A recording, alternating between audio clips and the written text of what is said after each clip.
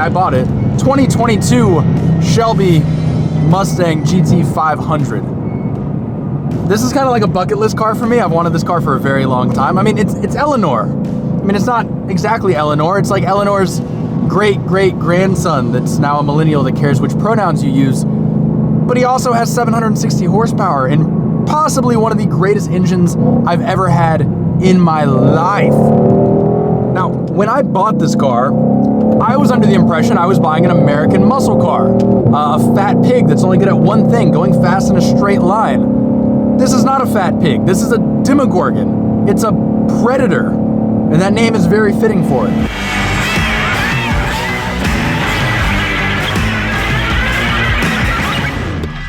You see, this thing is powered by what the mad scientists at Ford Performance call the Predator V8. 5.2-liter cross-plane crank V8 with an Eaton supercharger slapped on top, producing 760 horsepower, 640 pound-foot of torque.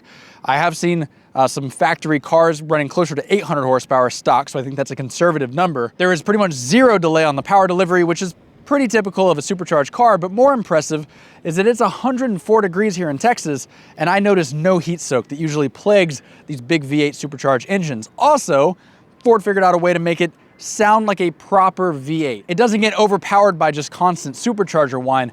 Really, you can't hear the supercharger at all unless you're outside the car, and the exhaust note is just... This is why this works so well. And without that motor, I don't think this car would be anywhere near as fun as it is to drive.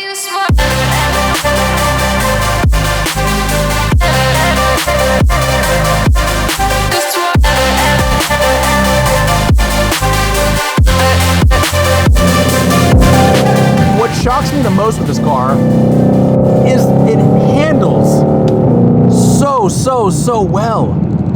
All the other competitors, they don't really handle. Maybe the Camaro ZL1 with the 1LE package on it, but I believe that this is actually faster around the track than that car is. I have noticed that outside of the center caps on the wheels, there's not a single Ford logo anywhere inside or outside on this car, and I think Ford's really trying to push it that this is a Shelby Cobra. This is not a Ford. And it is definitely still a Ford, but it's a really good Ford.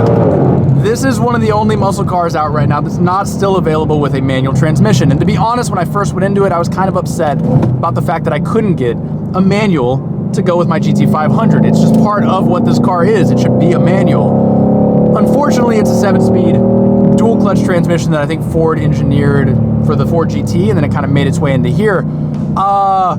It's really good. The shifts are lightning fast. I don't mind these metal shifters they gave me. It's literally straight out of the Raptor, but I'm kind of used to it. The downshifts are immediate. I'm not sure how they pulled it off, but I would say these shifts in this thing are right there with the PDK in my GT3, which is really hard for me to say, but I'm no longer upset or even care that it's not a manual. And to be honest, with how fast this thing revs out, I don't think it would really work in a manual. Like, I think you would be drastically slower with a manual. There's no way you're keeping up with how fast this thing revs out. In an effort to make this 4,300 pound car not feel like the giant elephant that it is, Ford has put the most stiff suspension I have ever had out of any car I've ever owned into this thing.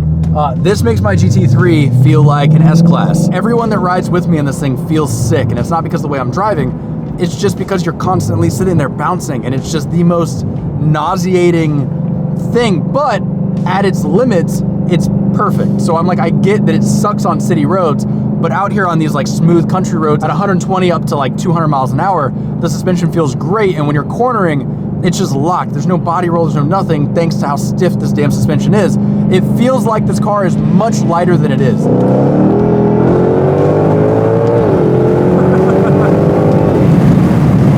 And even there, we're doing 40 and I punch it and you can see the back end start.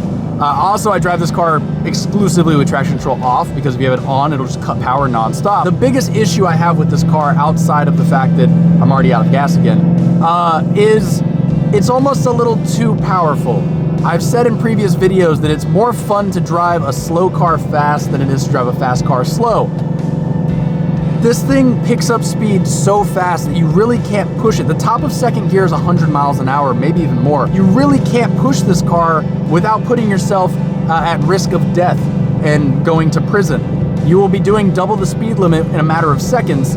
So while it's so much fun to push it and run through the gears, you really never get a chance to do it unless you're somewhere like out here where you can. You know, in the city, the Spider, I could push non-stop. I could row through the gears, and I'd only be doing like 70 miles an hour. In this thing, after third gear, I'm doing 3 times the speed limit.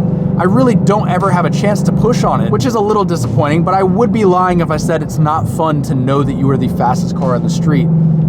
Pretty much 99% of the time.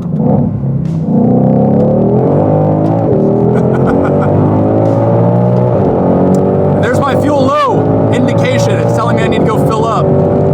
Hopefully I can still get back.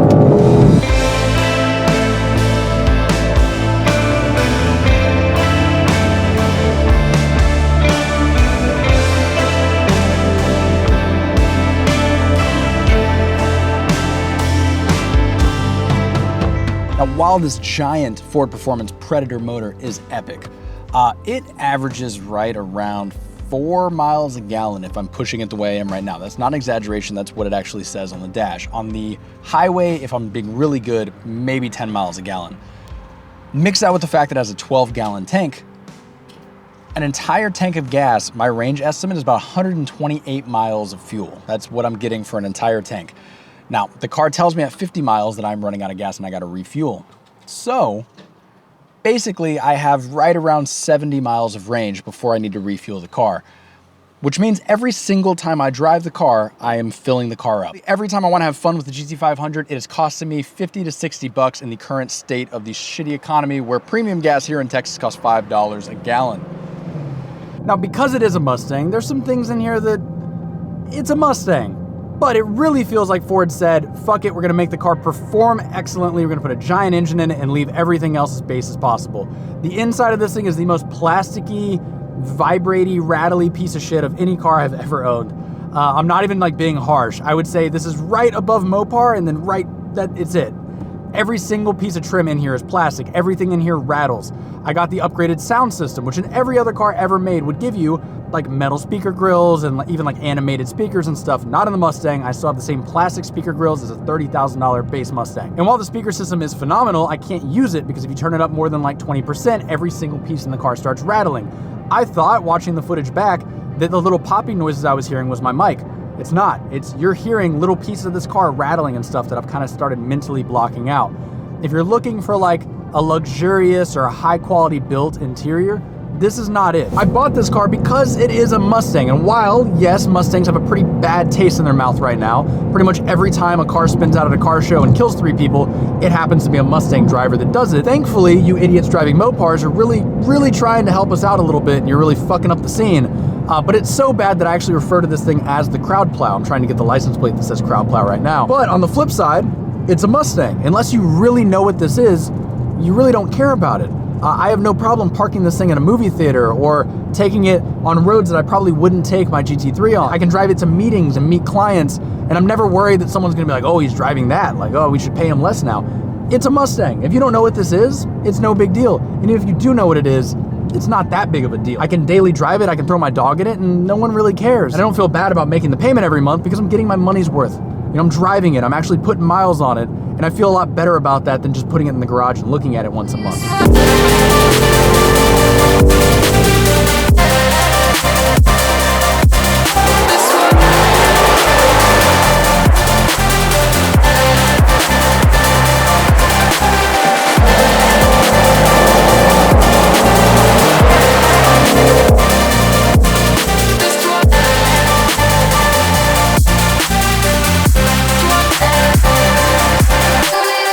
All of that taken into account, I can confidently say that this is definitely within my top 3 sports cars under 100,000. Considering the GT4 is now well over 100,000, I really think this is my top sports car under 100,000, with number 2 being the GT350. So maybe I am a little bit of a Mustang fanboy. This is probably my new favorite car that I have ever owned. And I'm saying that while I currently own a 992 GT3. And that should tell you everything you need to know about the GT500. I'm excited to have this in the garage. I'm excited to make a lot more content for you guys. And that's gonna be it for this video. Smash the subscribe button, hit the like button, comment down below what you think about my new GT500.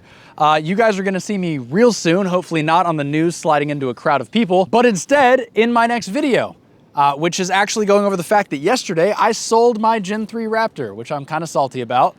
So not only is this new car in my garage, but there's actually another new car that sits next to it in the garage. You guys will see that in probably 2 videos from now.